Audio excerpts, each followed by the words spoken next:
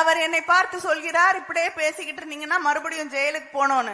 ஒன்னே ஒன்ன சொல்ல விரும்புறேன், நான் தலைவர் கலைஞர் முத்துவேல் கருணாநிதியுடைய மகள். இந்த சலசலப்புக்கெல்லாம் அஞ்சக்கூடியவள் நான் இல்லை. பெண் என்று நினைத்து நீ என்ன வேணாலும் பேசலாம்னு நினைச்சிடாதீங்க. உங்களை போல 100 பேரை வெற்றி பெற்ற தலைவர் கலைஞர் அவர்களுடைய மகள் நான்.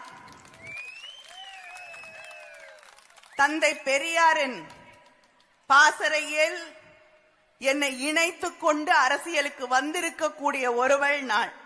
அதனால தலைவர் கலைஞர் அவர்களின் வழியிலே வந்திருக்கக்கூடிய எனக்கு இந்த மிரட்டல் எல்லாம், நீங்க மிரட்ட இன்னும் அதிகமா பேசுவேன், இன்னும் அதிகமா எதிர்ப்பேன்.